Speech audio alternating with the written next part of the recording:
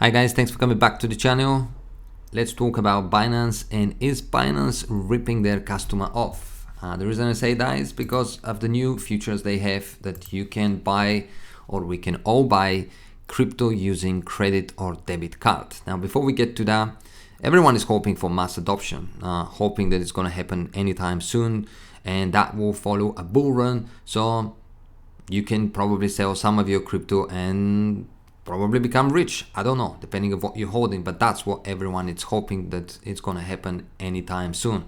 Of course, if that bear market does continue, we may see some small projects, and many people are holding altcoins, including myself, and some projects really, if this continues for quite a long time, we may see them struggle, and some of them may even die and disappear from the space. I do hope that that doesn't happen to any of the good projects out there. I'm not talking about the ones that don't deserve to be in the space in the first place. So let's move on now to Binance. And is Binance helping mass adoption? Of course, Binance is the biggest player. Binance.com, one of the biggest exchange. They've recently launched Binance Jersey, where people can purchase using bank transfers, which is great. They do an OTC as well, and finally they added a credit and debit card purchases, in a way competing with Coinbase, which is one of the biggest exchanges which offers these options. Now when it comes to credit card, I was on Coinbase early on, and I've looked at it, and it does say that they no longer allowed new credit card purchases, simply because most banks wouldn't approve the transactions. And I guess that's simply because that's what banks do. They like to control the money. And I'm guessing banks are afraid that if someone does buy crypto with a credit card, and what happened in 2017, that person may find himself struggling to pay back off the money, because the crypto, it's lost its value quite significantly. And in many cases, people may just say to the bank, I don't have money to pay you back, and credit cards, banks gonna have to fork out the bill, which that's what they don't want to do. That's why in most cases you are allowed to, or banks will allow you to buy crypto using debit or bank transfer, but not credit card. Same things with Binance. I mean, they do say they do allow these options, but it's gonna have to come from your bank or credit card provider to approve it at the end. Now, looking at the moment at the Bitcoin price index is 3,427. As we all know, it does vary. If we go to Kraken, it's about $3,431, and if we go to Coinbase, it's $3,425. Now, if we go to Binance and the option where we can do buy with a credit card, we can see that the total charge, which it does say is fee included, is $3,614, which is pretty much around $200 more from the index and Coinbase and Kraken. Those are very reputable exchanges. Yes, Coinbase is one of the biggest when it comes to easy, fast transactions, in a way, buying crypto with debit, credit card used to, and of course, easy to use. They have millions and millions of customers. Kraken as well, one of the greatest exchanges in my personal opinion. That's just my opinion. Now moving on, fast, average 10 to 30 minutes for cryptocurrency to reach your wallet, which is great, not bad at all. Low fees, this is where it becomes a bit pity when they do put low fees, only 3.5% per transactions. I wouldn't say that's low, but if we do compare, it is a service. They do offer a service with Simplex. I guess they're gonna have to make money, and if you do use many banks, their credit cards to do buy purchase, or debit cards to buy crypto, it is likely going to pay some fees, as well as $10, whichever is higher. I wouldn't say again $10 it's low, because many people would purchase, let's say, $100 at the time of crypto, and if you're going to have to pay $10, it's not that small, because if you do make a $100 transactions over time, that's $100 on top of that. So I wouldn't really say it's that low, but they do put it's a low fee. What people have to also remember is that when it comes to credit card purchases, and especially most banks, most credit card providers will charge this as a cash purchase, which means not that just that you're going to pay 3.5% or $10, but you're going to end up paying some fees to your credit card provider to begin with, or right away when that transaction is approved. And of course, depending on how much you did buy and how long it's going to take you to pay off, you are going to be incurring a daily fees, simply because it's a cash transactions. And I'm pretty sure some people that haven't done this before wouldn't know this, so please be careful, bear that in mind, because it does add up.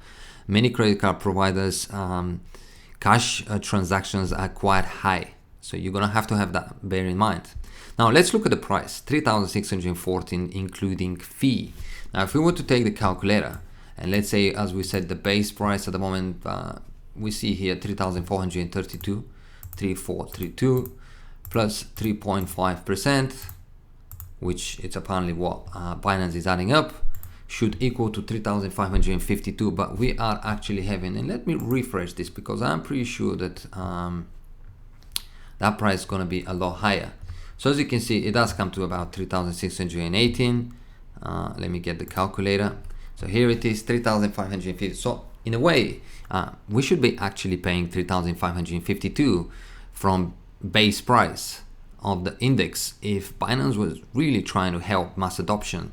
It looks to me that all they're trying to do is, yes, this will help, because I'm pretty sure that if mass adoption comes along or bull run comes along, many people will do pretty much the same that happened back in 2017, FOMO in, try to get in, crypto as quick as possible, the easiest way possible, and that is in a way easy. Yes, you do have to provide an ID. It does take a while, obviously, to photo yourself, send it over, approve and all that, but it's still relatively easy.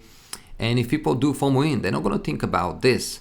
They're going to say, oh, if I buy crypto today, I don't care that I'm going paying 3.5%, simply because tomorrow price is going to be higher and I'm going to still be better off. If you compare it to ATMs and all that, they also charge in some places even 5 to 10%. So if you compare it to those, it's not that bad. But in general, looking at 3,552 and the price is 3,618, it's more or less that they're charging, I wouldn't say 20%, but it's about 18%. So it's not really, it's about double than 3.5%. I would say it's about 7% or 6%. So it's not 3.5, it's about 5-6%, simply because the base price is a lot higher than the index and other exchanges. As well as on top of that, your credit card provider, if you do use credit card, charging you a cash transaction fees, you're gonna end up actually spending quite a lot of money over the index price.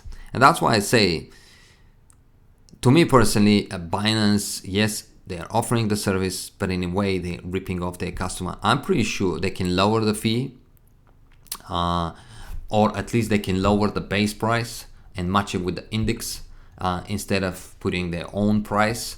The 3.5%, fair enough, credit cards do charge percentage. Binance gonna have to make some money for offering this service. Simply is gonna have to make some money for offering this service.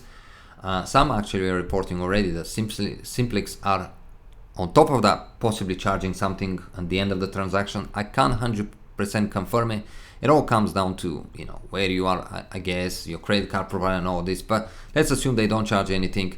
3.5%, fair enough, you're offering a service, you are trying to help, let's say, mass adoptions. I wouldn't personally say that per se they're helping, because many are actually against credit cards, because in a high volatile market, buying something that we all seen could be worth a lot less than what it is right now, you could end up spending money that are not yours on a cash transfer or on a cash purchase, paying high fees to your credit card provider, not able to sell at a higher price anytime soon, and it could end up being quite expensive for you. So I'd say Binance are offering services, but they are truly, in my personal belief, in a way ripping their customer off, including myself. I would love to see Binance lowering this fee, or at least in a way, or at least to minimum lowering the base to index price, so it's more comparable and more fair to their customers. You are one of the biggest exchange. It is pity to see you making money on top of your customers, and fair enough, you are making a lot of money, but isn't it time to really truly looking after your customers? I've seen many people actually are against Binance of what they're doing. They are becoming very big, and this also could be quite dangerous. I mean, let's not forget what happened to Mt. Gox. Binance is becoming huge, lots of money into Binance. They continue to obviously trying to profit from customers, and to me personally, they are preparing themselves also for that FOMO in, where people are not going to think how much they're spending, what they're paying, just want to buy in by offering all the services, OTC, credit, debit card purchases, bank transfers. They are pretty much preparing and trying to put everything under one umbrella. So when that FOMO kicks in and that bull run, comes along, hopefully soon, people can just use Binance to get into crypto no matter the cost, and it could be catastrophic for some people. So be careful.